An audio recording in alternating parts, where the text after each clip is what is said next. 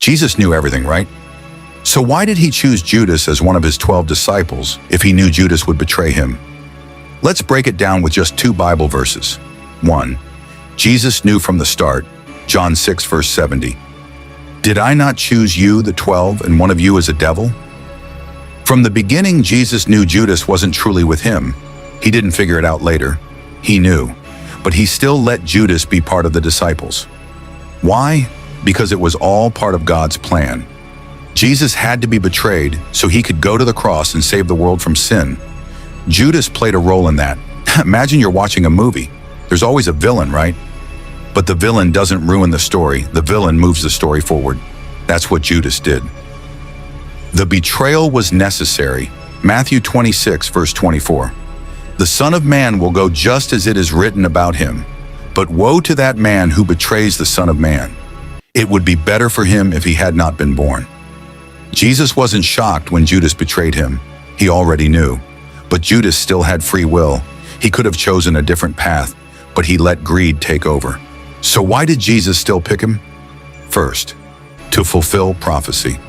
Long before Jesus was born, the Old Testament predicted that the Messiah would be betrayed by a close friend, Psalm 41, verse 9. It had to happen. Second, to show free will. Jesus gave Judas the same chance as the other disciples. He heard Jesus' teachings, saw miracles, and had every opportunity to follow the right path, but he chose betrayal. Third, to teach us a lesson. Even Jesus, who is perfect, had someone in his inner circle who wasn't loyal. That teaches us that not everyone close to us is really for us. Jesus knew Judas would betray him, but he still chose him because it was part of God's greater plan. In the end, Judas' betrayal led to the cross, where Jesus won the ultimate victory over sin. God's plan always wins, no matter who tries to go against it. What do you think? Let me know in the comments. Don't forget to like, share, and subscribe for more Bible breakdowns. Let's talk about something really deep but super important. John chapter 1, verses 14 to 18. Basically, this is where the Bible tells us that Jesus, who is God, became human and lived among us. But what does that really mean? And why does it matter? Let's break it down in a way that's easy to understand. The Word became flesh and made his dwelling among us.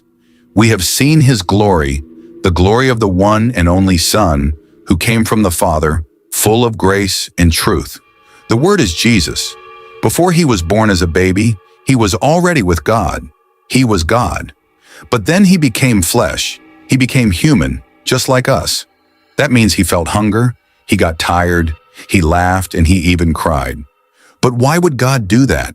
Because he wanted to be close to us. He wanted to show us who he really is.